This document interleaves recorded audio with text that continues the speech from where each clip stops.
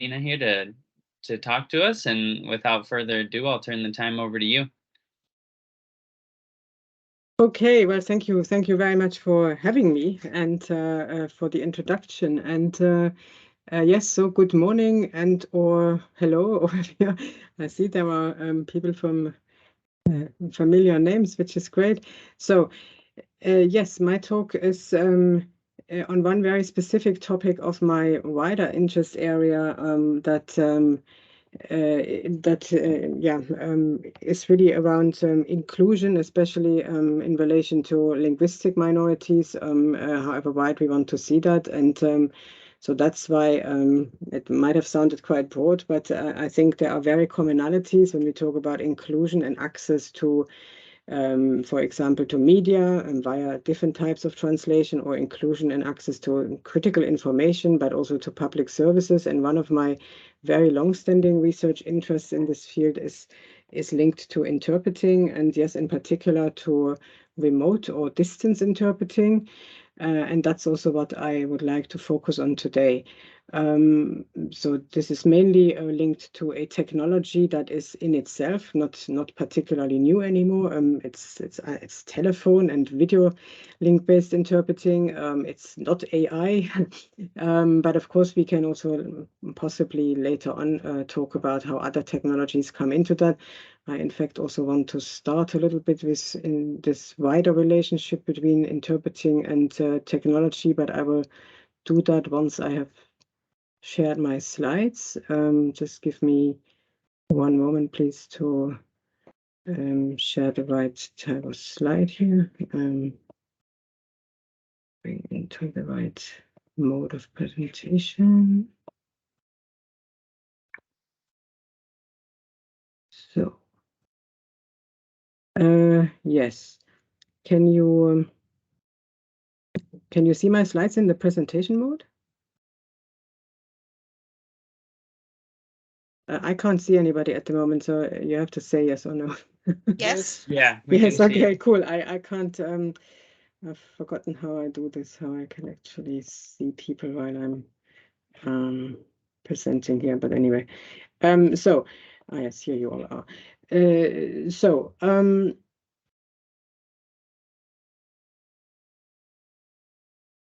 Just checking one more time whether you can see the next slide now.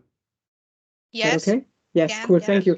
Yeah, I'm working on two screens, and that's always a little bit problematic, I find, in Teams. Anyway, here we go. So this whole relationship between technology and interpreting has perhaps always been a little bit tense. I don't know, unfortunately, how many of you really have an interpreting background or how many of you have a wider translation background. But for those of you who are not really studying or researching interpreting, I mean, there are, of course, many descriptions and hypotheses suggesting that interpreting is a cognitively very demanding activity, and interpreters in many situations are working sort of at the top level of their mental or cognitive capacity. So anything, just to put that bluntly, maybe as a first point of call, anything that comes to an interpreter as an addition to routines that we have learned and trained for is for very obvious reasons, I think, in the first place, carefully examined, to put it like that, or sometimes also perhaps a little bit skeptically regarded. Of course, nowadays we also talk about technologies being there to support interpreters and what technologies can actually do for interpreters, rather than just talking about technologies getting sort of say in the way in interpreting.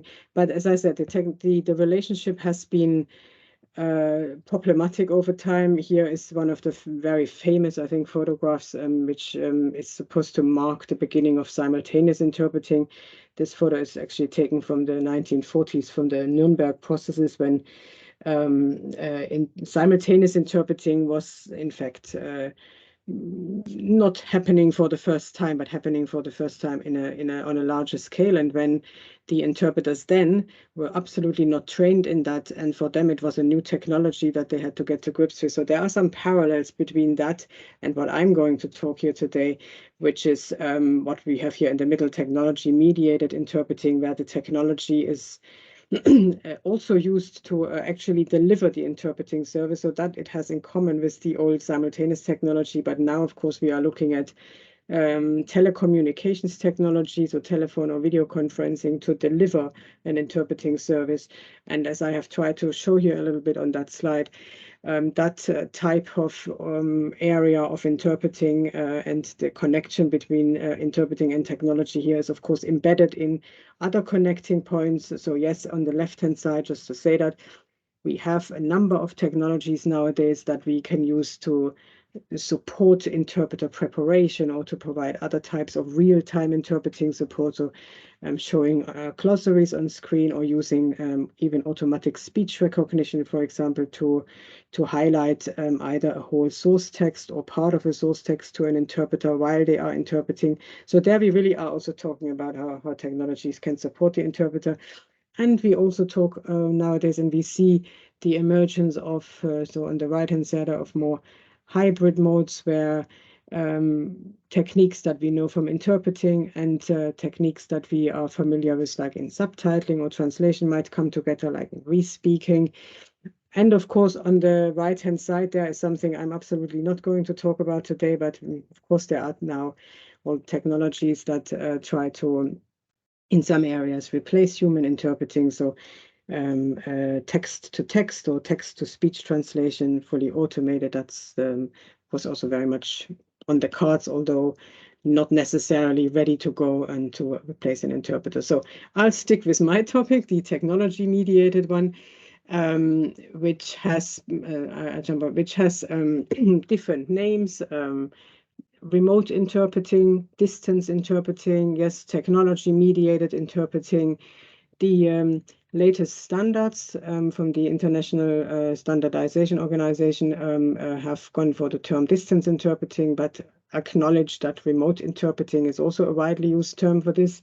So, but then again, what is it actually? I've quite deliberately put a large-ish, sort of like slightly chaotic looking range of photos here to demonstrate that when we talk about distance interpreting, we talk about a rather large range of phenomena nowadays, or types of interpreting. And I want to disentangle this a little bit. Also, of course, making reference to the types and modalities that have, or configurations, I should say, configurations that we have seen emerging before the pandemic, and then how this has shifted during the pandemic, when, as I'm sure is pretty clear to everyone, distance or remote interpreting, of course, experienced a strong increase. Some of that has swung back towards more face-to-face interpreting, but I am confident that we can say that a lot of that is also there to stay. So that what appears in this field is that practices of remote or distance interpreting that started in some cases a long time ago, decades ago, that these practices have been consolidated during the pandemic, and that they have accelerated. And I think to some extent that was already on the cards, but that has certainly now accelerated. So what we have and had traditionally is what I would personally have always called remote interpreting as a subset of this whole area of distance interpreting, is a scenario where traditionally all the clients, all the people who need the interpretation, are together in one location, and the interpreter or the interpreters are offsite somewhere else. And then if you have several interpreters involved, they could also all be together somewhere, or they could also be distributed in different places. So this is something I'll come back and give some examples later. What I have always tried to distinguish from that is a scenario which I would call teleconference interpreting, whereby the people who need the interpretation, the clients or the primary participants, as we call them, are already by themselves distributed over 2 or more different sites, and where, again, slightly more traditionally, the interpreter or interpreters would either then be on one of these client sites, or they would be at a separate site. And then again, you can distinguish between having one or having several interpreters. I'm trying to make that so wide because obviously we are looking at interpreting in public service settings, so in healthcare. We are looking at interpreting in legal settings. We are looking at remote at interpreting in conference settings and international or business settings, where the whole tradition of sometimes having one interpreter, in other cases having several interpreters and whole interpreter teams, they vary really very widely. So we need to really think about one or several interpreters also in some. But the main distinction that I want to make here is really between this remote interpreting, where traditionally the interpreter was the only person who was away from everybody else, who was co-present, versus this teleconference interpreting, where the whole motivation of using the communication technology was originally not to bring in an interpreter, but it was to connect clients who are in different sites. Okay. And of course, these two, they share, and they have always shared many features, because from the interpreter's perspective, it always was clear that some participants, at least, they were remote from the interpreter, but they also have their differences, especially when it comes to the clients or the primary participants themselves, because in some cases, yes, they are all co-present, and in the other case, they are also distributed, so they also have these common issues that we have when we are distributed. So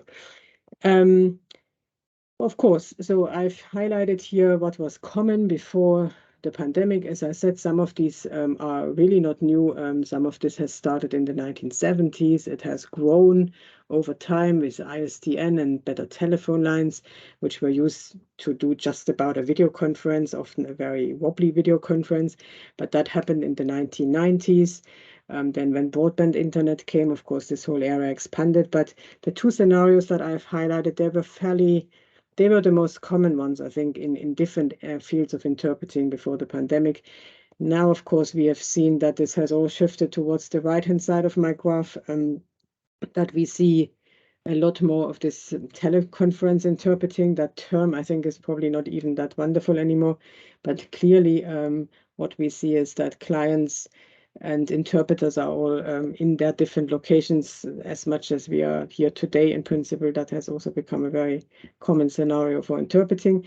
And we need to really conceptualize that we have now these fully virtual events in many cases, and where features from these traditionally called remote and teleconference interpreting in principle come together. Again, giving some examples, some older, some newer, to set out the scene a little bit, because as I said, I don't quite know how familiar you are with it. So look at some legal settings here. On the top left corner, you see this is actually a court in the United States, where we see an example of remote interpreting. So the interpreter is in an off room from the court, or in her own office, in fact. You can see she has several screens in front of her, and then you can in fact see her on screen in the courtroom. In many US courts, this is fairly well established, to the extent that the interpreter there even delivers a mix of simultaneous and consecutive interpreting, depending on who is speaking. So for example, you see the defendant there wearing headphones, because when the interpretation goes from English into the defendant's language, then in those cases, the interpreter would do simultaneous interpreting. That's because the United States courts who have this technology are well equipped with it. On the bottom left, you see a similar example, not quite the same, from a court in Europe. This is from the Netherlands, where in fact we see the other variant. Here we see a court that includes everyone but the defendant or witness. So in that small photo on the right-hand side, you see a witness, and on the one side you see the interpreter, on the other side you see another person accompanying them, or this could also in fact be a defendant with a lawyer. So the point here is that the person who doesn't speak the court's language is somewhere else, either in a detention center or in a witness room, and then the interpreter would be either in court or in that witness room. So that's this teleconference interpreting scenario. Then on the top right-hand side, you don't really see that, but telephone interpreting, also done especially in some US courts. It has a long tradition, And on the bottom right, this is a simulation of a fully virtual court that happened in the UK in the pandemic. They were beginning quickly to simulate that and to try that out and to whether this can also work in practice where everybody is in a different place for obvious reasons. So even in the legal setting, you find a large variety of different configurations, and this is also sometimes, I mean, this is still trying to make very pure distinctions between them, but this is quite fluid, and they are not always so clearly distinguished. Similarly, in the healthcare realm, you find remote interpreting where the interpreter is linked into a hospital situation with doctor-patient being co-present. You can nowadays, of course, we also find communication between doctors and patients via virtual links, via video link or via telephone, where the interpreter gets looped in. We still, however, especially in healthcare, we find also a lot of telephone interpreting remotely, like I've shown you on the top right, where doctor and patient sit in the same room. They are nowadays using these dual headset phones, or they move on to mobile phones, and the interpreter is somewhere on the telephone line. So again, here we have quite a variety of scenarios, and increasingly, by the way, what we also see is that there's mixed media, so that maybe the patient and the interpreter, they share a telephone line, but the doctor and the interpreter share a video link. That all happens. That we see this from many interpreters, that they hold different devices now in front of their screens and in front of their mobile phones to make remote interpreting happen in these different scenarios. For example, when a patient or the doctor cannot access a video, and they can only access the telephone, then the interpreters mix it. So again, what I'm showing you here are quite sort of prototypical settings. The practice is also often already a lot more, let's say, wild. Where the practice is perhaps less wild is in the whole conference business setting, where remote interpreting has a long tradition in a booth, where the interpreters still have their their traditional physical environment in the booth, their console. They work traditionally, they would share the booth with a booth mate, as we have done traditionally in interpreting, but they would see the audience and the speaker on screens. Often you can see some of these photos they show. These are very complex, technically complex setups also, because obviously when we look at these settings, we also look at multilingual settings, whereas when we look at court, healthcare, we look at bilingual settings mostly, not exclusively, but often where we just have one interpreter, whereas here we look at multilingual settings. We have multiple languages to deal with, and of course larger interpreter teams. So these settings are then more complex. What is most important here, I think, is what I've tried to illustrate a little bit at the bottom, namely that in the space of conference interpreting in particular, we have now moved from this booth-based interpreting to fully virtual or simultaneous interpreting platforms that are cloud-based, that are software-based, so where the booth is replaced with a piece of software, a platform that tries to simulate many of the very specific features that we would have in an interpreting booth for simultaneous interpreting. So you would have the microphone, the mute button. Nowadays, many of these platforms, they have features such as hand over to the booth mate, and the booth mate can also be virtually somewhere else. So they really are created, those platforms, to simulate a simultaneous environment or simultaneous conference interpreting environment, and they are therefore very different to what we still now find in the healthcare setting, where mostly we use general video conferencing technology, not exclusively, and also in courtrooms where it's general video conferencing technology, or these are video platforms that are made for court communication. So, for example, to show a judge differently to showing a jury and things like that, but they do not necessarily yet have features that actually support the interpreter very much. So much for all the practice. Stop sharing photos. There are other parameters, of course, that were equally as important as the whole question of participant location. So some of them I have already touched upon. we have this area of distance interpreting nowadays spans all the communicative settings that we can think of: conference, legal, what have you, humanitarian. Also, I didn't mention that very prominently earlier. Different types of communication. So you find more of the sort of monologic communication, large events, conferences where people give speeches, but you also find the dialogue in the healthcare as a standard example. I've talked about the medium, which can be audio, video, or mixed. Talked about the modes. The technology systems platforms, yes, they vary also quite a bit. The work environments therefore varies, or booths. There were also interpreting hubs for a while, for conference interpreting. There were hubs for legal interpreting. There were hubs. The Metropolitan Police used to have an interpreting hubs to link people, link interpreters to police interviews, but they wouldn't do that from home. They would do that from a specifically designed interpreting hub in a police station or in a similar building. But now, of course, this has also very much shifted to home working, which creates additional questions for interpreters. Is the environment right? Is it quiet enough? Is it sort of soundproof enough? Which, if it's not, can create also quite a level of stress. And is the connection good enough? So the home working sounds, this is one important point. I think home working in the last 2 years has been not trivialized, but there are many voices who have told us, well, the pandemic has proven home working is perfectly possible. It can have many advantages, what have you. But I think we need to be careful here that we don't trivialize it in the interpreting context. It's not necessarily the better environment. We have to think it through very carefully, and all the interpreting challenges, they remain if not being amplified.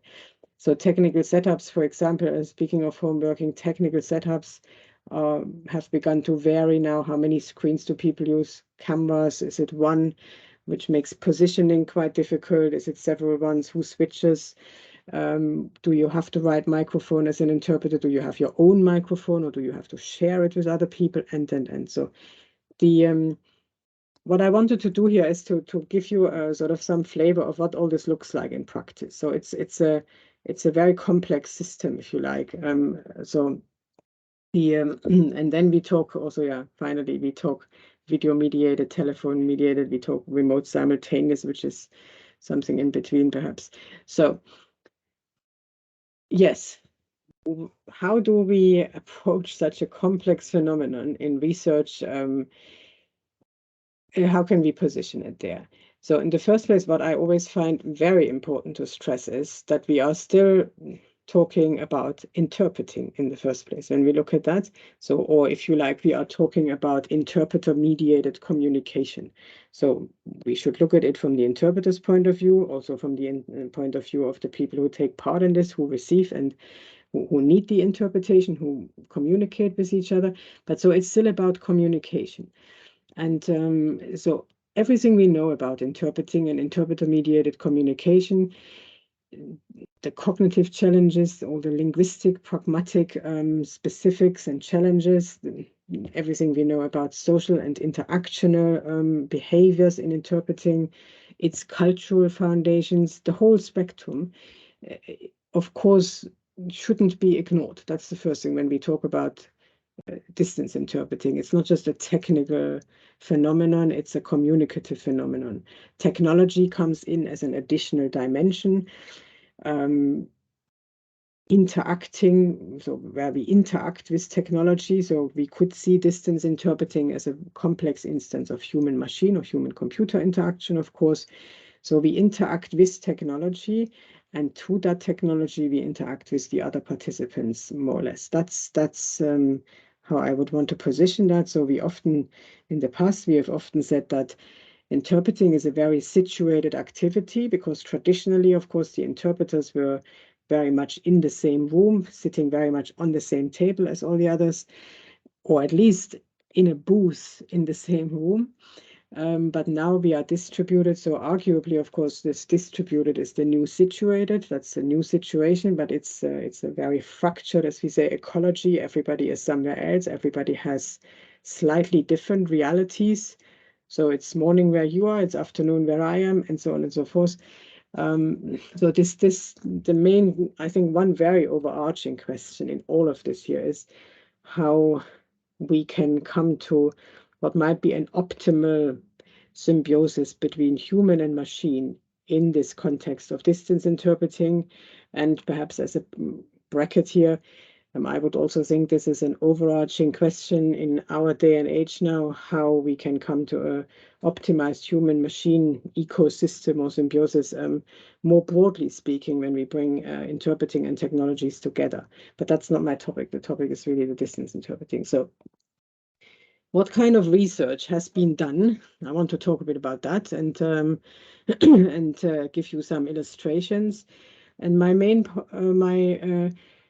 motivation, or the thing I can do here, I think, is to a large extent talk about research that has also been done pre-pandemic. We of course already have now some post-pandemic research emerging.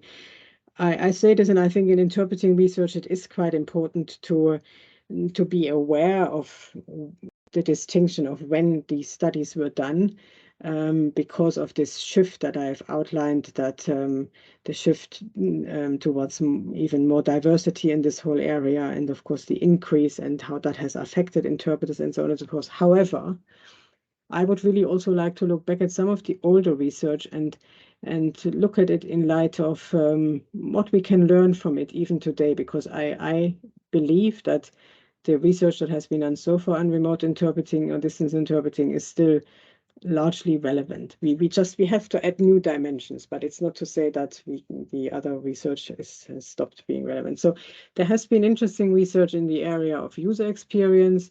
So what are, for example, the participants' perceptions, their preferences, their experiences, what about the effectiveness of these different modalities of remote interpreting compared to inside interpreting. So that has often focused on the participants who need the interpretation, so the primary participants, for example, in healthcare, the patients, the healthcare providers, and sometimes even less so on the interpreter's perspective. Then what I've put there in the middle is, of course, is research that really has been done with interpreting questions in mind, also from interpreting studies perspective, which has focused on quality of interpreting that we can achieve in these distance scenarios, on several performance factors, stress, fatigue, for example, on interpreting strategies. So that also, of course, links closely to what we would more generally see as process-related research. And then there is quite a strong stream also on interactional research. It always depends a little bit on what the field was, of course. So in relation to distance interpreting in public service setting, in health and legal, we find quite a lot of research that links to the interaction, because that is a particularly prominent aspect, of course, in those dialogue-based settings. So what is the influence of participant location or participant distribution, the spatial organization of the whole event? What about the communicative dynamics when people are distributed? So those are the questions that have been raised there, and I'll give you some examples. Then we have other research looking at things like adaptation. To what extent are interpreters able to adapt? What does that depend on? Do individual factors play a role? Interpreters' emotional intelligence, interpreters' educational and training background. Yes, and other factors have not been researched so much yet, but we had this little chat earlier about the interfaces, interface design. What role does that play? All the things that we know from human and computer interaction. So that's on the bottom there. I don't think there is that much research yet. So I'll give you some examples of the earlier ones, the user experience, then the sort of quality-related ones.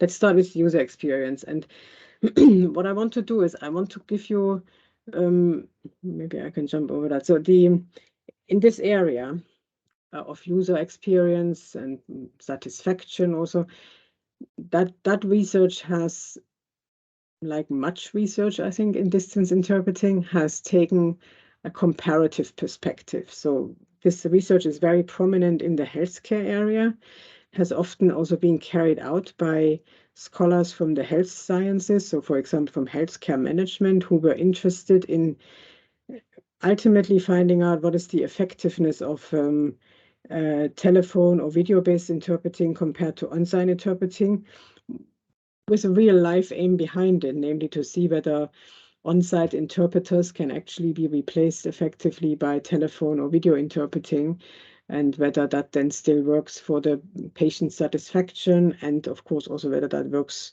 ultimately financially, for example. So that has governed that research. And I have picked, these are two older studies, but I want to demonstrate something here. These are two studies that took place more or less at the same time, when video interpreting was still the new kid on the block there, when mostly in healthcare settings, telephone interpreting was used, if not on-site. So they had this interest to compare between on-site telephone and video. I need to put that here a bit more quickly, otherwise I won't get anywhere. So all of the both studies were taking place in a slightly different setting, but I think I'm not going into the detail here. I want to demonstrate. I mean, these are not huge settings, although 35 patients or 100 patients. It's also in our discipline. I think it's not small either. But what is interesting here, although they had this shared interest of finding out about the effectiveness of these three modalities or modalities of interpreting, their methods were quite distinct. So on the one hand, the study by Jones et al. Used mainly a standard questionnaires around patient satisfaction, because that was one of the most important factors for this study. They then used some additional questions and so, but they focused on standard questionnaires, so questionnaires that had been tried and tested many times in relation to other settings or other aspects of patient satisfaction, nothing to do necessarily with interpreting. Whereas the study by Paras et al., they were trying to find their own methods, their own, they designed their own survey, for example, so tailored questions. They called that a cultural competent model. So very different approaches. Also, their patients were slightly different, but my main point here is about the approaches. Oh, sorry, I don't know why my slides are doing this. Okay.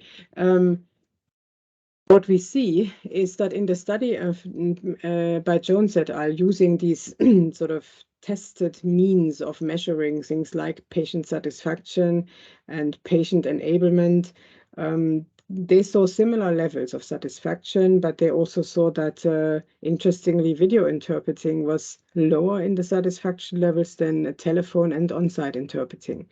Bear that thought in mind for a little while. Similarly with patient enablement, so that has to do with how well a patient feels understood and treated, and so medically treated, so whether the whole medical treatment or procedure is actually effective. So there you can see that all patients felt sort of understood by the interpreter in all modalities, and all patients in on-site interpreting and telephone interpreting, but only 73% in video-mediated interpreting felt understood by the doctor. So there are subtle differences that, again, interestingly, video interpreting came out as slightly lower. In the Paras study, with their own ways of designing their questionnaires, we don't have time to go into all the details, but you can see from the quotes that the healthcare professionals, the interpreters who were also asked there, and most importantly here, the patients, they felt more or less completely satisfied. They felt simply that came out of that questionnaire, that video-mediated interpreting is better than telephone interpreting. So studies that are not too dissimilar in the overall design, apart from these important methodological points, that they come to rather different results. And it goes on. In Jones's, that's also very interesting. On the patients actually felt quite camera shy. That's of course a very important point when you want to find out, is video mediated interpreting ultimately better than telephone or on-site interpreting. The Paras study showed something completely different, namely that the interpreter said, well, actually the video link took away the embarrassment, simply because they might have been better at explaining to the patient that in certain moments the camera wasn't actually being pointed at them. In the Jones study, that wasn't the case. So you see that these small details, okay, the interpreters found the image beneficial all the time.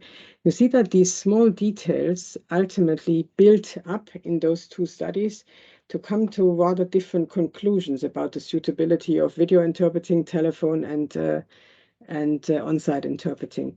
And I'm showing that here in this detail because it's characteristic, I think, for much research in this area that we have, well, much research, actually, we have a limited number of studies in these areas, in all areas of distance interpreting. And it is at the moment not always easy to see where the consensus is. So you find these contrasts across different studies that, although they look similar, they come to some different conclusions.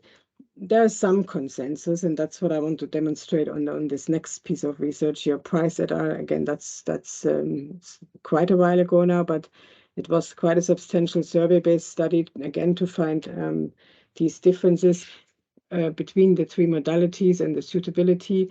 What I've always liked about this study is that it has given due regard also to the interpreter's perspective, not only to the patients and the healthcare providers.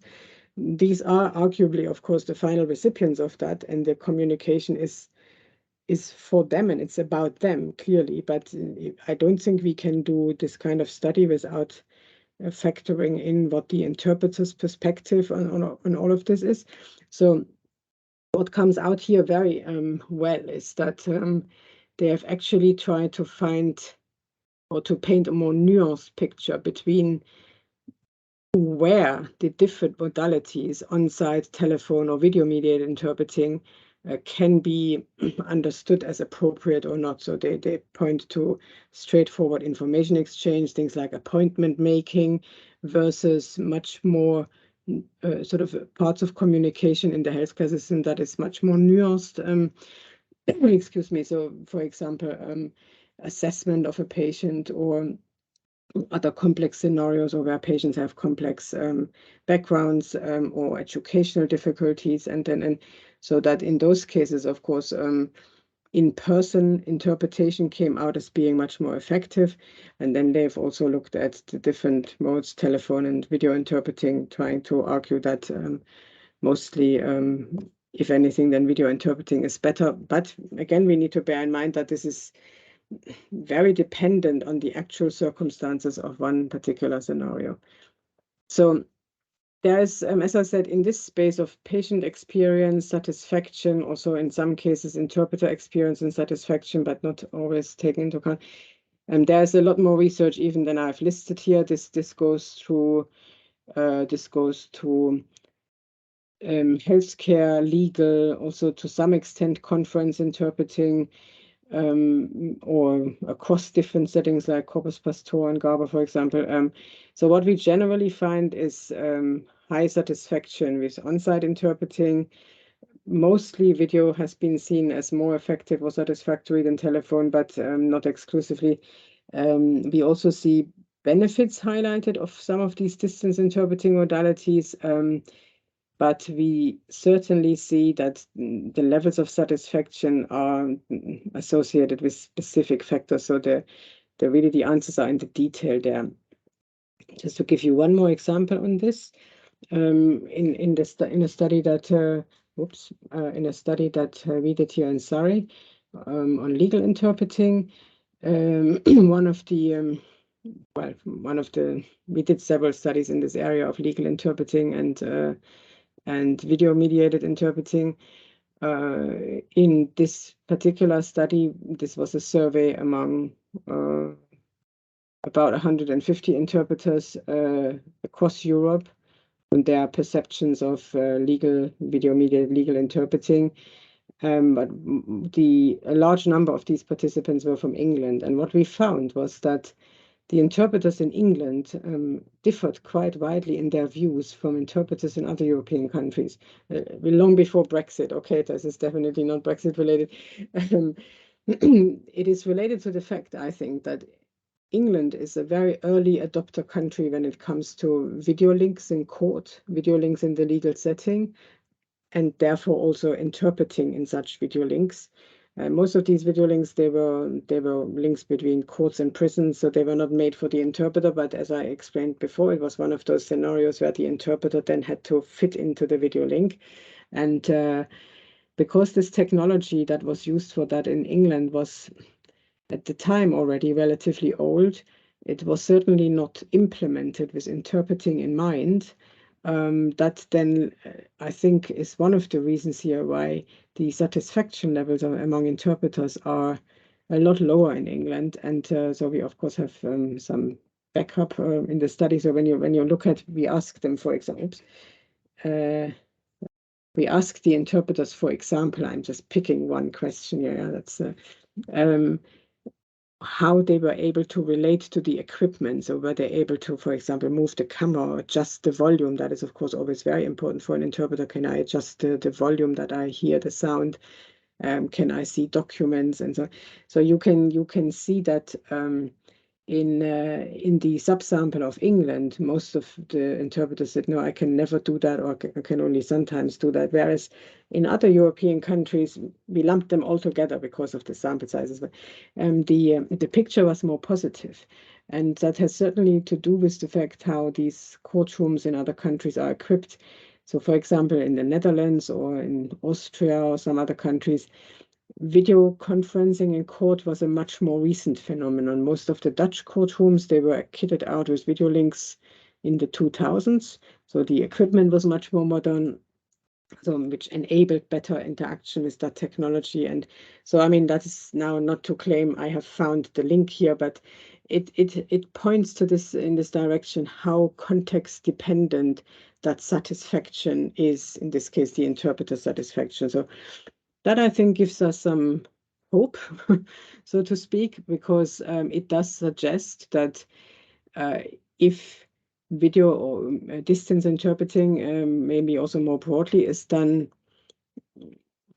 responding to some of these influencing factors that the interpreters highlight, or that we find in such studies, that some adjustments can in fact perhaps be effective. At least they can perhaps improve the satisfaction, and one might like to think if the satisfaction is improved, other factors might also be improved. But that's a big jump to make, of course. But I think you see what I'm getting at is with these links, that we, of course, need to also examine these links much more, which factors, which variables really impact on things like satisfaction. And coming to my next point, which variables, for example, impact on this other so important area, namely the interpreting performance or the quality itself. So that is, and then also related to that, things like stress, fatigue. Again, there are some studies around that have looked at that. We have looked at that in the realm of legal interpreting. Others, for example, Barbara Moser-Mercer and the European Parliament, summarized by Rosenau and Schlesinger, they have looked at that in the realm of conference interpreting. And there's also some new research now on the horizon and later ones. I'm not sure I have time to go through these in details. I had in mind to do a similar comparison and then to show you again that I say it in a nutshell without rattling through it all. Two studies that had very similar aims, namely in this case, investigating whether remote interpreting has an impact on the performance of the interpreter, the quality of the interpretation, and some related factors such as stress, for example. And even though, okay, the number is the number of participants is slightly different, and these studies are generally quite small. Okay, but they were not that dissimilar in their whole design, but they showed different. They showed different results. So, for example, in fact, only Moser-Mercer found that there's a significant difference in performance, and also only in one element, namely that the interpreters seemed to tire more quickly. So the levels of fatigue began to rise earlier than in traditional interpreting. Whereas in many of the other things that they, so self-assessment of performance was not significantly different. There were some tendencies of difference, but I think Wosiner and Schlesinger, they have summarized all of that very nicely in their paper by saying, in principle, in the grander scheme of things, all these differences seem to be quite minor. The main difference that seemed to be emerging from these studies was a discrepancy between these, if you like, more objective measures, namely so yeah, the sort of stress measurements, for example, or the actual sort of measurement of fatigue via interpreter performance, for example. And the discrepancy between some of that, which didn't show much difference, versus the interpreter's more subjective perception. So they also had post hoc questionnaires where the interpreters were asked to give their own assessment of whether they felt stressed, for example, and whether they felt their own performance was better or not. And so in those areas, the interpreters felt that they were more tired. The interpreters felt their own performance was inferior. So there's that discrepancy between the more objective and more subjective. I'm not a fan of these terms, but you see what I'm getting at. And this is also something that I think we haven't fully understood in interpreting studies, why there are these discrepancies. We can hypothesize about that, but this is a very interesting area to investigate further. But you see, no no particular agreement among the studies in terms of what it really does to interpreters. In our study, I mentioned our survey among legal interpreters. We also asked one of the questions we asked, very similar self-assessment question, how people would rate their performance in video-mediated interpreting. I've split that here by age range because I always found that quite interesting how that is set out across different ages. But in principle, what comes out here is that our interpreters responded to the effect that they say, well, their source text comprehension seems to have been affected in video interpreting. So they felt it was worse. They also felt that their rapport, their interaction with participants was worse than in on-site interpreting, but they generally perceived the production of their target text to be at similar levels as in on-site interpreting, which of course in me caused this question, how can that be that you think you don't understand as well and you don't interact as well with your participants, but it doesn't seem to affect your interpreting performance, you can still do the same. So I mean, either there's something, the perception is out of line with reality, which wouldn't be unheard of course, or perhaps it is the case maybe for a certain period of time that interpreters can sustain the same levels of output production. Perhaps this is a way to explain fatigue. We don't know that. So these are all hypotheses that we need to further follow up on. We followed up on some of it, but we were also not able to cover all of these factors. So we first of all, in our relatively small follow-up study about interpreter performance, we looked at, I'm pulling all that up here, we looked at really comparing the quality of the interpretation in on-site and in video in different, we did this several times, we replicated this with and without training and with and without different technology. I won't go into detail, but we found some rather strong differences between the performance in on-site interpreting and video interpreting in terms of semantic content of the message, really, in terms of linguistic issues or wrong choice of word or not being able to retrieve correct terminology, for example. Paralinguistically, so hesitations, we found a lot of differences, especially the performances began to differ halfway to our experimental police interviews in this case. Excuse me, from which I also take, we can see that potentially fatigue is kicking in there. We know this from other interpreting research, from Peter Mead, for example, that hesitations in interpreting, like everywhere in speech, of course, are a sign of fatigue. And interactionally, there were also differences in, for example, in overlapping speech and adjacent information loss because the interpreters couldn't hear. So in contrast to these studies on conference interpreting, which found very little difference between the two modalities in terms of the actual interpreting quality, our small study in legal interpreting suggests that there could be some differences. Again, the size of the study doesn't allow us to make strong conclusions here. What is also interesting is to think around what kind of training the legal interpreters had. In this case, certainly not as good as conference interpreters. That might play a role. What is equally interesting that in their own self-assessment, which I put sort of some interesting quotes on the right-hand side, like the interpreters in the conference interpreting studies, our interpreters were not necessarily of the opinion that it actually affects their performance. I said, well, I don't think it has an impact on the ability to interpret, which seems to be contradicted by our more objective data, if you like, or others. Others had a condition there, saying, well, it could go wrong, but it all depends on, and then they list what it could depend on. And of course, some of the things that our interpreters highlighted, it could depend on. So if the sound quality isn't good, and of course, sometimes the sound quality isn't good in interpreting, or if somebody has a strong accent, then it might be more difficult. And yes, of course, in legal interpreting, for example, you do come across people who speak with strong accents. So some of the conditions that the interpreters outline where it could go wrong are actually the conditions that we find. So that's also something we have to take into account. So I'm looking at the time here. I'm going to jump over some of my perhaps more elaborate examples, what these interpreters actually did. Most of those are illustrating that what we've seen in these remote interpreting performances are smaller and sometimes larger inaccuracies, shifts in meaning, which I mean, here you have, maybe I point to that one example. If you have a mishearing by this is most likely a mishearing. If you have a mishearing by an interpreter who mishears accused for abused, then of course in a police context that is quite drastic. And so we see in our interpreting quite a lot of those. We see omissions because of these overlaps that then in the video link sometimes the rest of the utterance was lost.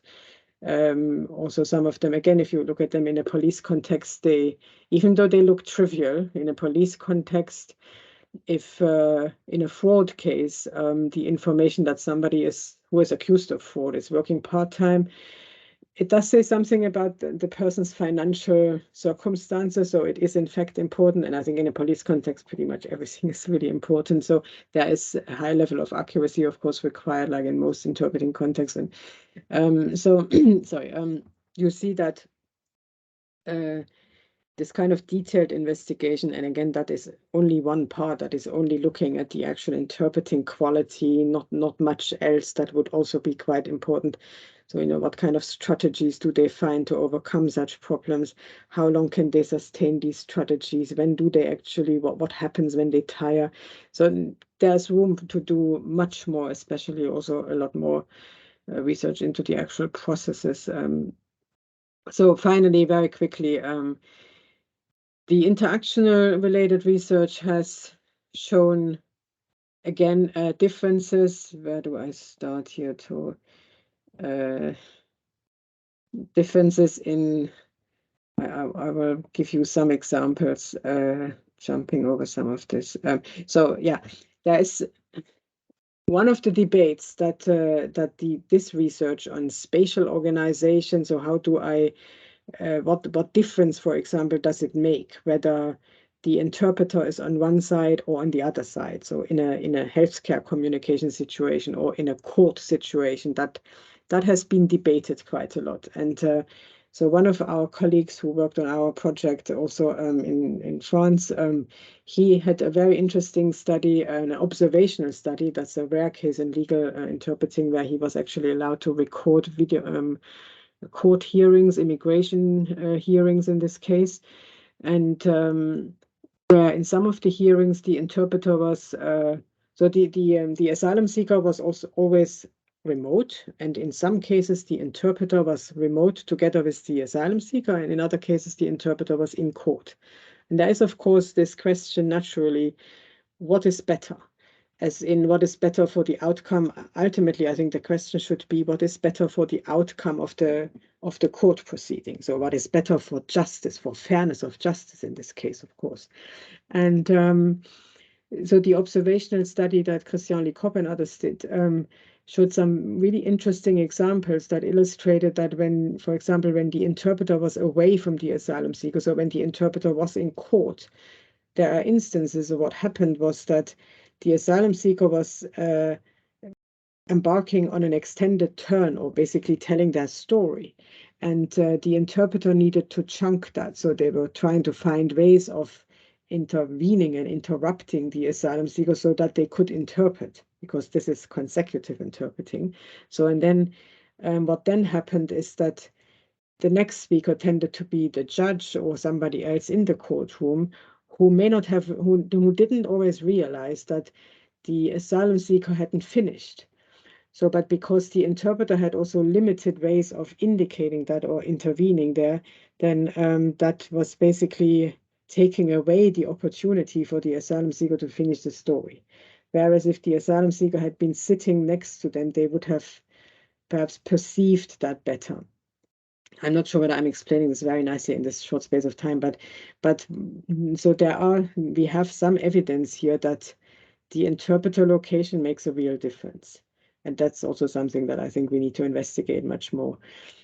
Similarly, it's not just the interpreter location, it can also be the interpreter position in relation to the other people in court that is quite important, or not just in court, also in healthcare setting. We have an interesting, also a very recent study from Pöchacker, from Klammerer and Pöchacker, where they were looking, so here it's not about whether the interpreter was here and there, but here it's about whether the spatial organization, with in this case the interpreter being remote and the doctor and patient being together in one room but in front of the screen, whether they were able to lead the or to conduct the communication sort of in a similar way to when you do this online, where we have normally sort of a triangle between the interpreter, the patient, and the doctor.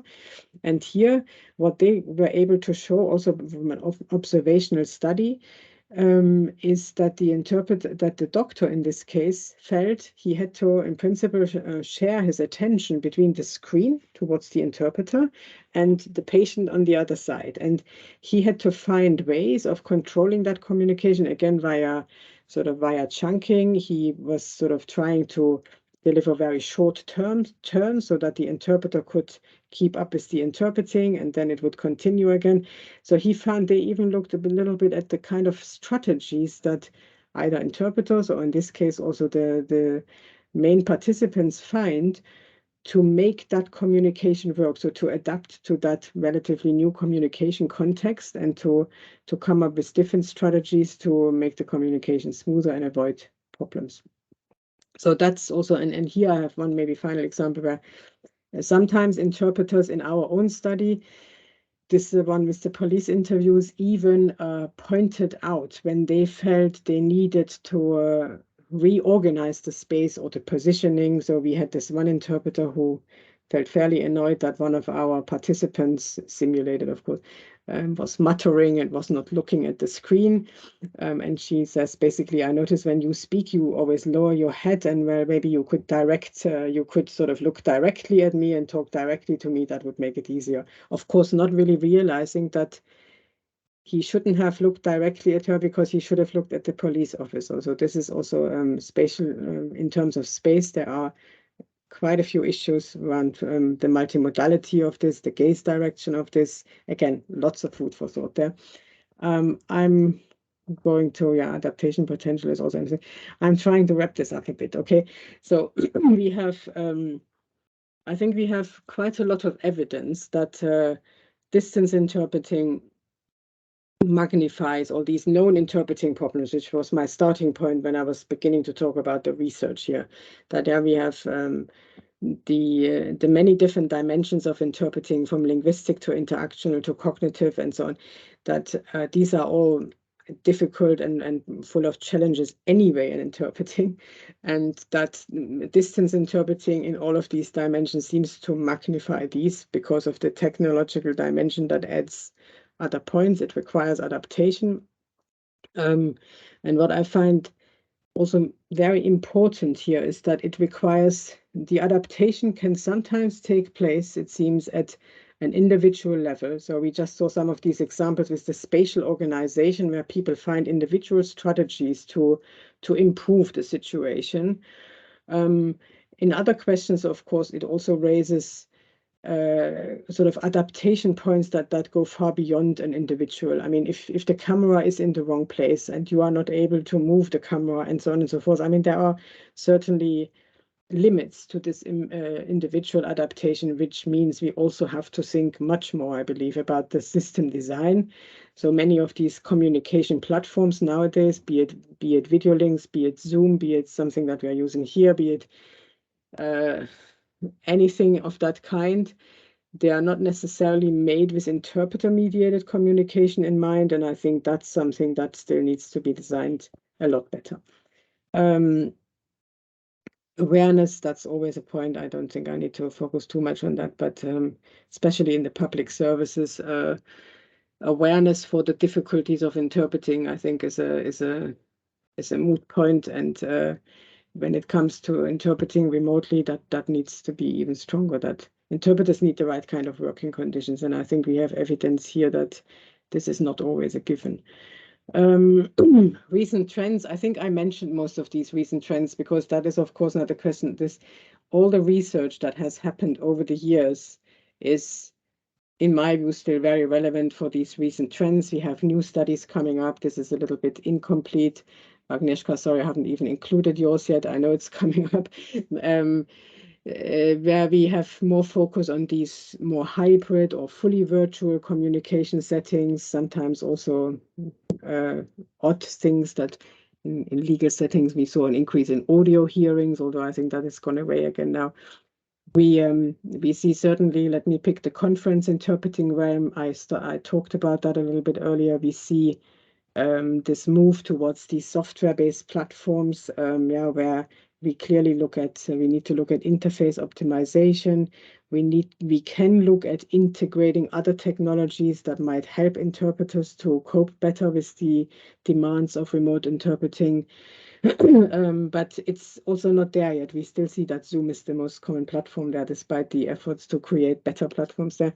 And yes, I said there are trends in home working, but ultimately, despite these shifts and changes, I think the way in which interpreting is delivered via these very different communication technologies hasn't, from an interpreter's perspective and from what is required to do good interpreting, it hasn't changed that much. So I think many of these pre-pandemic research questions, they are indeed still there. So, and for us very much so, we still need to find out, we need to continue rather than start from scratch in terms of the factors that really influence the viability of distance interpreting, including these emerging configurations.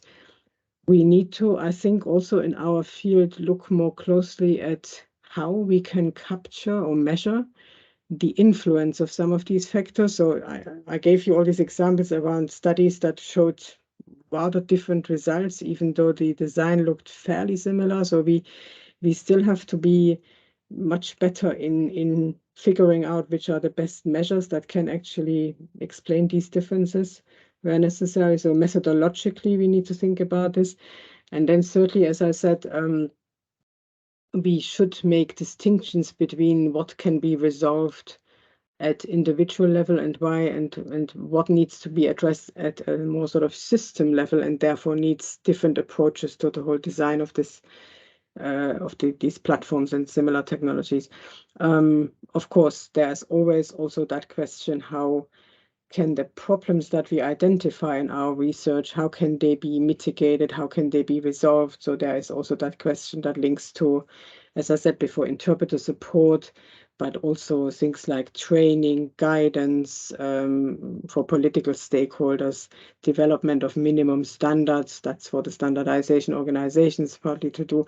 So there's, of course, also that very practical link. For me, research never stops at identifying what are the issues, but I'm also very interested in helping, so to speak, if you like, to make these things work.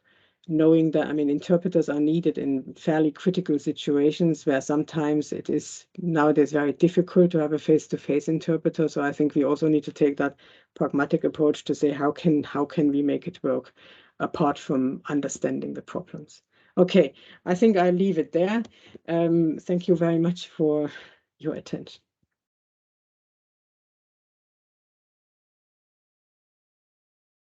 Thank you so much, Sabine. That was a wonderful presentation. We'd love to field questions for 10 minutes or so. And so we can open up the floor to any questions. Feel free to type your questions in the chat and I could read them for you, but also it'd be nice if you could just unmute your mic and ask your question directly. You can feel free to turn your camera on as well. I think to start off the questions, I have one question, if you don't mind. One of the most interesting, I guess, human technology interactions that I've noticed has to do with a technology that's been around for a really, really long time, and it's just the microphone. I think humans are terrible at working with microphones. I was just at a conference at my university that they had these panels with 4 speakers, and you couldn't hear the speakers half the time. And they had a full audio team there with a mixing board and everything. And so it's like people don't speak into the microphone. And I wonder about your question of what needs to be addressed on an individual level versus a system level, because obviously we don't have the best culture around a simple technology like microphones. And so I wonder if there could be something built into these platforms where the interpreter can say, I can't hear, and a light appears for the speaker, yes, or something like that. Yes. So this is indeed, thank you. That is, Devin, that is indeed a question that has come up also as a, this idea, could we not have a quick fix where we can press a button and we can say, I can't hear? That has very often come up. Several thoughts. I mean, traditionally, of course, in some conference interpreting settings, we know interpreters have, in principle, also sort of switched off when the sound quality or the speed or anything became too drastic. So depends, of course, again, a little bit on that very situation that you are finding yourself in. So in some cases, I mean, what we are looking here at most, I think, is what you are referring to is the microphone of the speaker, so the participants who are interpreted, and whether the interpreter can do something there. I'm taking the example of court interpreting. I believe there are many factors why what you are saying is at the moment not particularly happening. In that area, so these platforms are not so well developed. So in that area, we don't see what we have in simultaneous conference interpreting, where we have these bespoke platforms.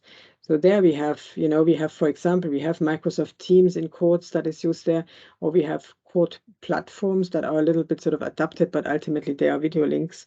Zoom is also used. And so, I mean, by definition, you can't just press a button somewhere there and say, I can't hear you. It's not impossible that somebody integrates that, but I think the main point, so that's not my main point, the main point why there is not more emphasis on that is a very different one. It's a social one. Court interpreters I dare say, in many countries around the world are not necessarily as respected as I believe they should be. So they are not, let's take this as they are not necessarily recognized as experts in communication. They are there as a tool. And so the knowledge, this goes back to awareness raising also, the knowledge that some court officials have about what interpreting is still not good enough. And I'm saying that as somebody who has interviewed many judges, many court officials, so I'm not saying they are ignorant, or there's often goodwill. Sometimes there is perhaps a little ignorance. Sometimes it's prioritization. A judge has different priorities and so on. But so it's simply an observation that the levels of understanding what interpreting is and what makes it so challenging are not really there. So that then has all these repercussions that interpreter expertise is not fully recognized. Then there is this repercussion that many interpreters in these moments also feel relatively insecure. I think the levels of confidence among court interpreters, for example, or public service interpreters are rather different to the conference interpreting field. These fields are very much apart. So to cut a long story short, I believe one of the issues is that interpreters do not always intervene confidently to say or to find a way of intervening, say, I can't hear you properly. So what we often observe in the legal sphere is that interpreters put up with conditions that we all know are substandard, but they do not want to be seen as somebody who disrupts the communication. It's perhaps also a thing about your ethos as an interpreter. You want to make it work rather than being seen as disrupting it, knowing the other people won't really get why you are disrupting it.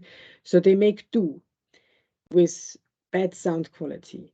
And I believe there we really have to also, as researchers, perhaps we have a role to play to point out that this is, in fact, it could be more dangerous. So that disruption would be the lesser of the evil, so to say. It would be much better to disrupt than to tolerate low sound quality and all of this. And so, yes, of course, if you had a button to say, hello, I can't hear you, that would, of course, be much better. But yeah. Definitely. Thank you. I appreciate the answer. Looks like we have another question from Anishka. Yes, hello. I hope you can hear me. Yep. Thank you, Sabine, for your talk. I wanted to ask you about simultaneous interpreting versus public service interpreting, right, in general. And as you said, we have much more research on simultaneous interpreting, but it feels like there's more research on distance interpreting in public service sector, probably because, I mean, from what you've presented, probably because it's been around for longer, but it might be the case again that, you know, people will again focus more on simultaneous interpreting. So my question is it because public service interpreting is more difficult to research because it's less neat in a sense that it's more dialogic, there's more turn taking, and it's not as monologic as simultaneous interpreting, and there's generally a lot more going on as opposed to simultaneous interpreting, and this is why it's more difficult to, I don't know, control the variables, etc. Is that your feeling, or do you think there are other reasons why people don't focus much more on simultaneous interpreting? Just wondering. Thank you. I don't know. I agree with you that for a long time,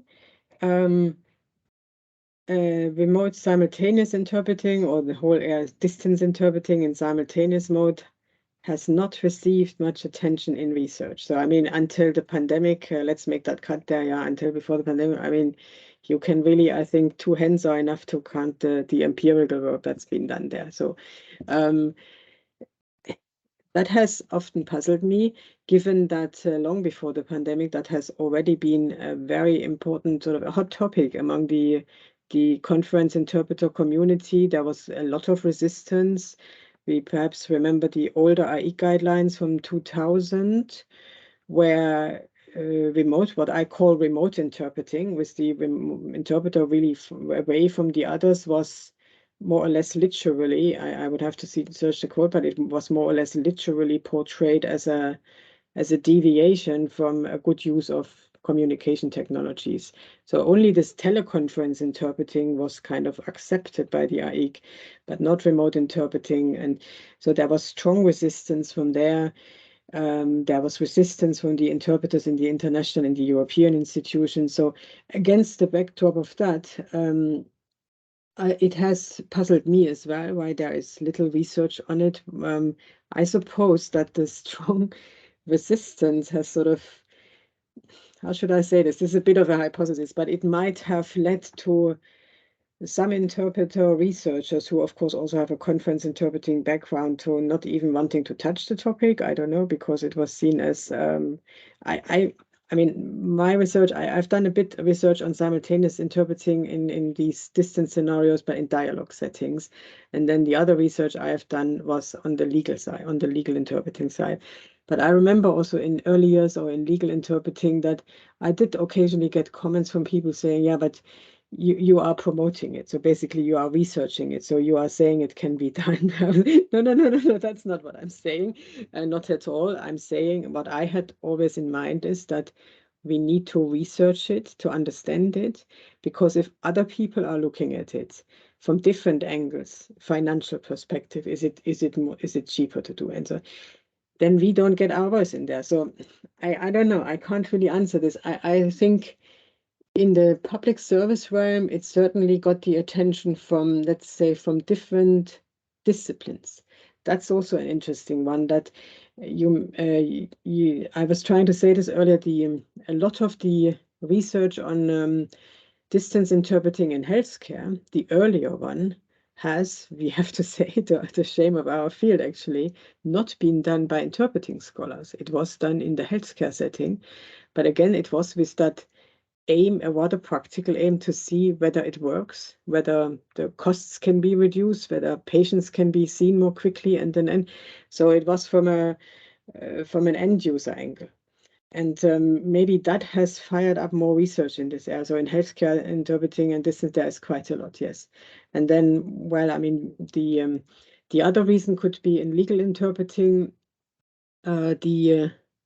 Legal interpreting was not so much remote, but it was this other type, this teleconference interpreting for a long while, because in particular in Europe, the European justice community, so they were very fond of using video conferencing in legal proceedings to speed up proceedings, of course, to save costs, to prevent witnesses from traveling all across Europe, and that has, I think, triggered that interest in European, I mean, in this community, of course, there was awareness for language and interpreting, and I think that has triggered that research that, of course, we ourselves, we were lucky enough to get funding then to that research, so that might have contributed to that. Those are the reasons I can see. I'm not sure it has to, so it's an interesting one, whether it has so much to do with the actual differences, whether the one is more dialogic than the other.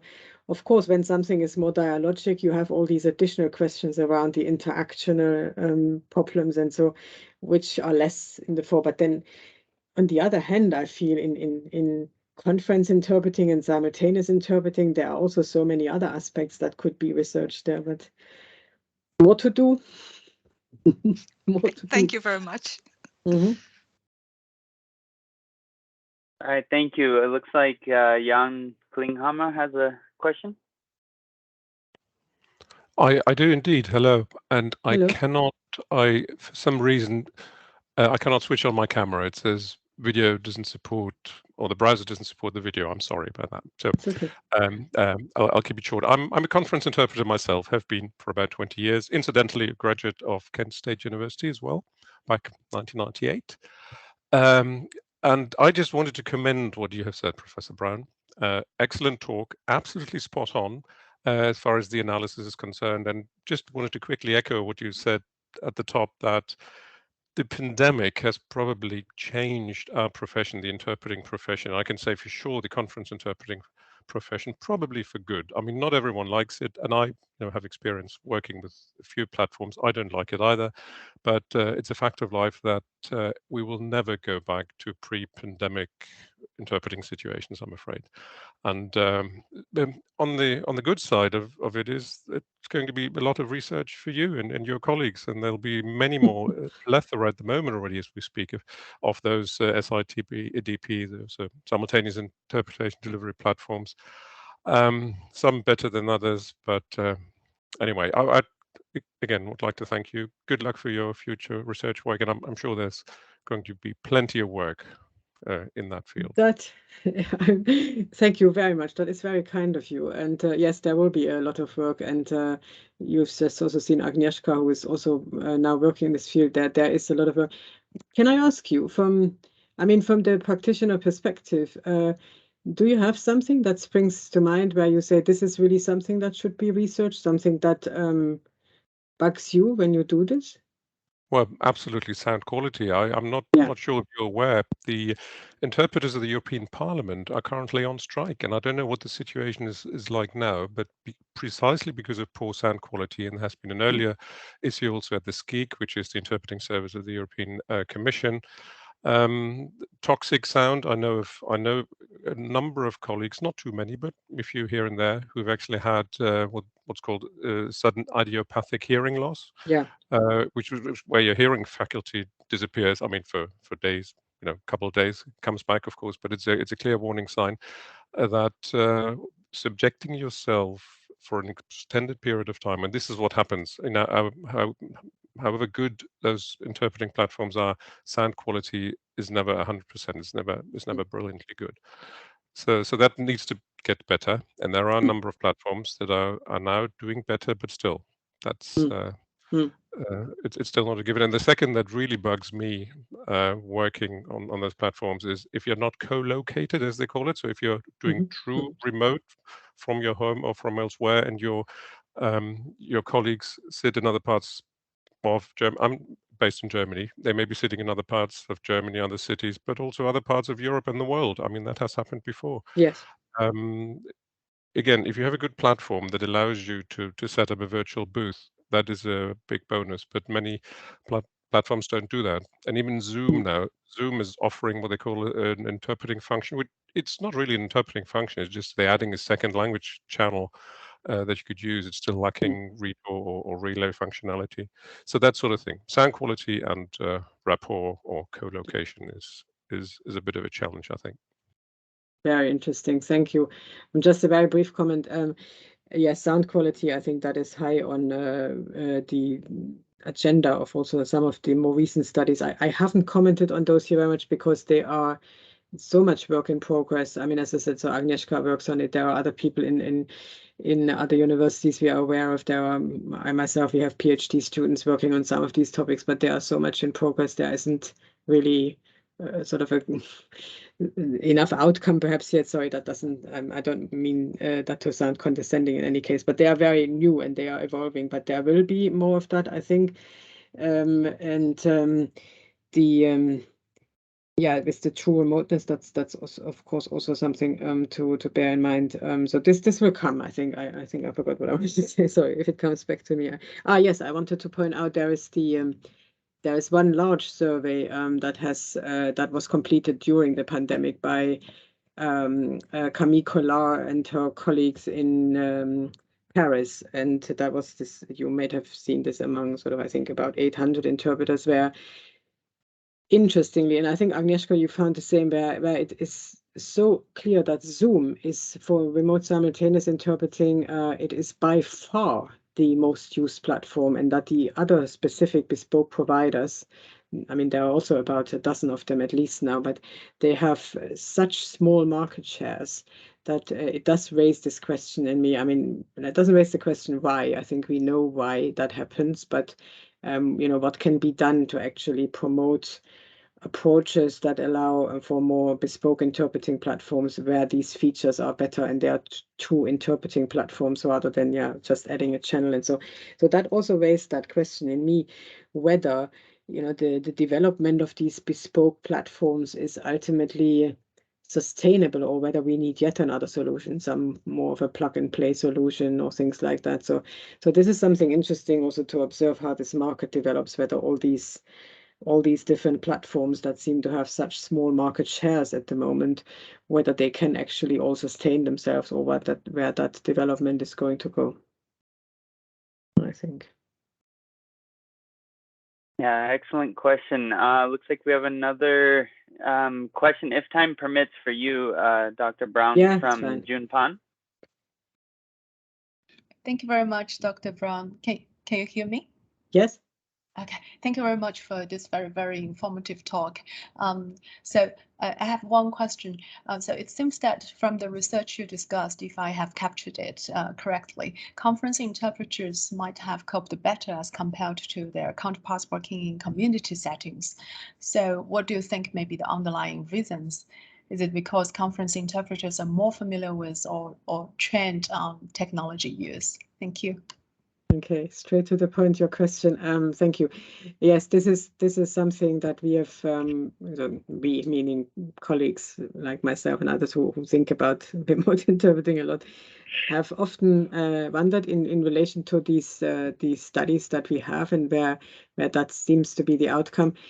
Again, we need to be a bit careful because of the very small number of studies, and within those studies, the relatively small number of participants. But I would also say we as researchers in this field and other fields, I mean, wherever you research, and especially if you have done it for quite some time, I believe you also have more evidence than the sort of hard objective evidence that comes out of empirical studies and experimental studies, for example. So I also like to take this, if you like, a bit more of an ethnographic approach, where the interpreters, for example, that were part of our study, which is also a while ago now, but I know who they are. Of course, I will never give away who they are, but I know who they are. And when I see them around at conferences or professional events, we talk and they tell me, of course, what has happened since, how they perceive it now. And so this is all more anecdotal evidence, but it's not simplistic anecdotal. This is just one interpreter. So I think we also hear more. And then, of course, we have other studies where we go and we observe and so on and so forth. So there's more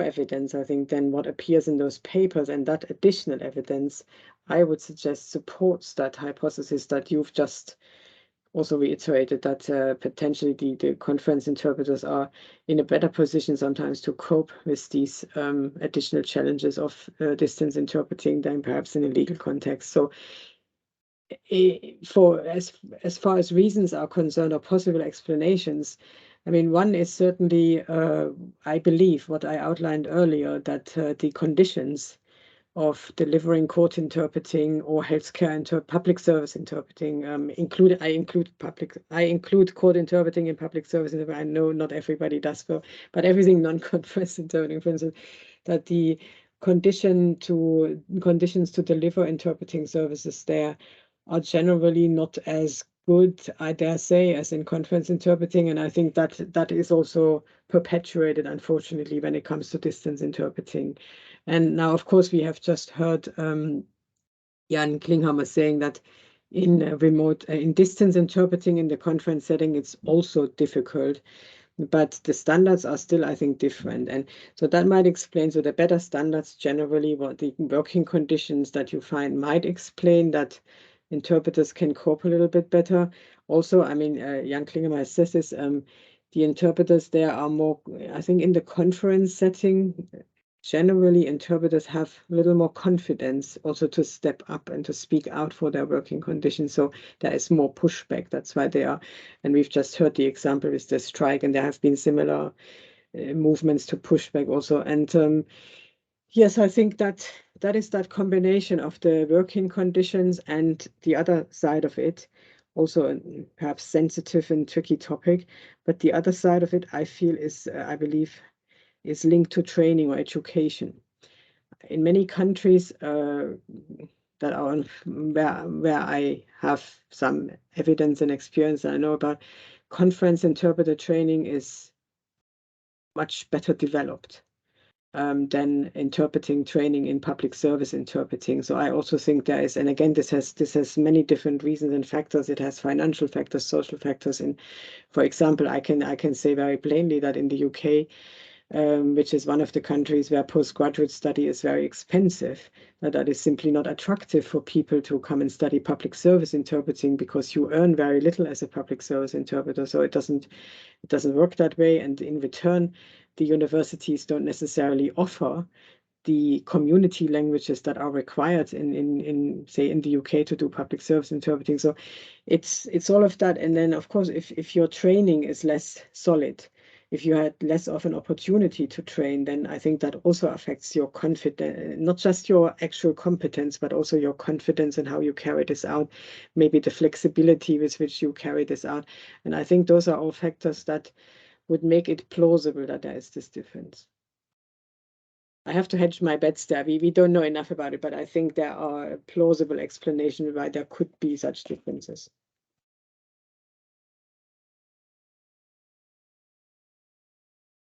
All right, thank you for the question.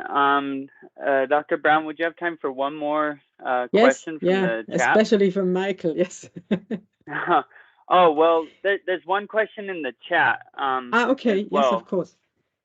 I can read it for Susie. It says, which setting do you think most benefited from distance or remote interpreting from clients, patients, and interpreters' perspectives?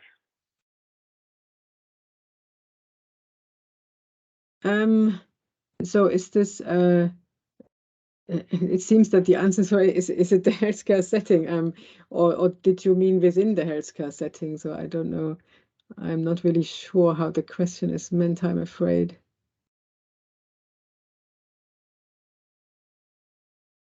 I think it's just I'm guessing, but I think it's just a broad question as to all the settings, which setting benefited the most from distance interpreting. If I may speak. Yes. Hi, I'm Susie. Hi. Yeah, I'm just wondering. I probably research are not done yet, but just from your perspective, from all these collections of research, despite of the limitations, and we know that which settings, like in healthcare or court or community or conference in general, which one is most benefited and less disruptive into the performance, especially, or quality? Thank you. Okay. Yeah. Okay. I see. I wasn't sure why you put patients there and whether you were talking about is it the healthcare setting or the legal setting. I don't think I can answer that question, to be honest. I think what I would say is that this whole beast, so to say, of distance interpreting can of course have benefits, yes, and I think in the research that we have seen, especially sort of, if you like, the older research perhaps has very much focused on the challenges of it. And I think that is also, there is, in my mind, a clear reason for that. I think that's what we as researchers do. We have initial anecdotal evidence that there is a problem that people find is challenging. So we look to identify those challenges. We look to understand them better. And I think only once you understand them better, sort of our minds also open up to say, okay, there's probably also some positive in it, and or can we make it work better, as I was saying. So that also, first of all, we have to bear in mind that there is this strong focus on the challenges, but I would say distance interpreting always can have some benefits. I mean, you think of emergency scenarios, when you know, in a medical emergency scenario, for example. So when communication is stuck and you need an interpreter, so it can, but the emphasis, I think, is really on can, because I think this is a big ethical dilemma also, because you can of course say, okay, well, then we use the telephone and fine, but then it depends on what that leads to. So does everybody in that communication then know or is aware of the potential pitfalls and challenges of these modalities of interpreting? So have they, if not training, at least some awareness of it? Do they behave accordingly, especially the interpreter? Is there some training, experience, or awareness? Is it nevertheless a trained interpreter, or are we then talking about people from completely different backgrounds? Is it an interpreter who, we mentioned it earlier, of course you can link in interpreters from different countries now, but is it an interpreter who is nevertheless still familiar with the cultural circumstances and settings? So I think, to me, it's not so much, I think it's impossible to say which ones benefit the most, but it's to say that there can be benefits of distance interpreting if it is done appropriately. I think I have to say it so generally as that. I'm sorry, I can't give you a better answer, but that's my strong belief that it's all about the appropriateness of doing it. Okay. Thank you so much, and we'll close off the questions with Michael's question. Okay, thank you. So I was wondering, what is your perspective on speech technology? So we have increasingly speech-to-speech technology that works, and as you say, if those interpretations have become more virtual anyway, does it really matter if there is a living person behind? So what is your perspective, say, in 10 years? Could it be that interpretation looks a little bit like post-editing, for instance, that it's done mainly by kind of an artificial agent, and an interpreter would sit there and just monitor the output and maybe intervene when it's wrong? Could that be? I mean, what is your perspective? How does that move? Okay. On that very specific question, that is, I think, simply something that would have to be tried out. Whether this post-editing and interpreting works. We have some evidence of workflows. You may remember this, Elena Daviti, she works on this interlingual re-speaking workflow where the speech technology at the moment is used to produce the target text, and then it's post-edited sort of on the spot, also edited on the spot. So that is possible, but that's also very complex. So to what extent it will really become a scenario that we have basically machine translation, and then you have somebody sitting there post-editing it. I can't predict that. I mean, we know that these things get better, but we also know that the development is very uneven across different language pairs. So then again, you have this thinking about which context are we talking about? Are we talking about community or public service interpreting with potentially low resource languages that are behind? Are we then creating an issue of sort of issues with fairness and unevenness of that?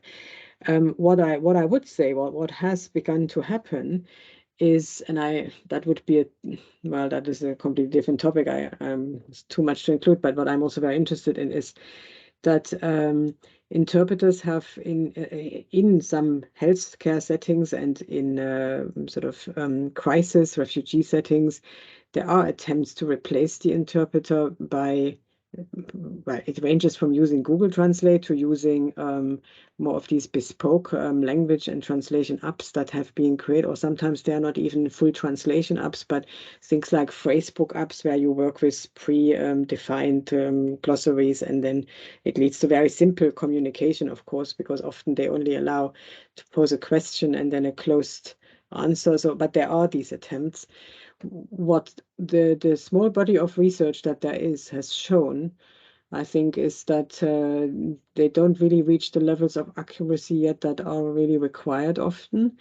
Again, the other thing they have shown that much of this very much geared depending on the research methods that are used, and there has been a bit of a mini debate also about the methods, whether they are too simplistic to really establish whether the communication has worked or not. So there are papers on that as well. And then the other thing that I also find very interesting there is what happens to this interaction, say, between a patient and a doctor. So when you use something like Google Translate, so then how do you do that? So do you pass on the phone? I mean, that brings us back to the old way of telephone interpreting, that you pass the receiver.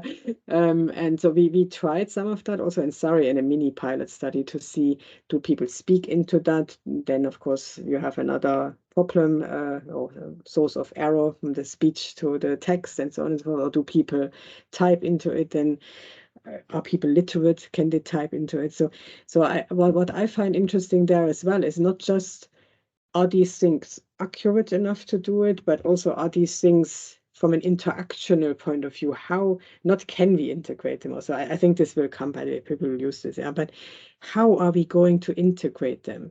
So I mean, to still have that principle of, I mean, healthcare focuses on patient, it's patient-centered communication. How can we then still support that if you don't have that trained interpreter there anymore?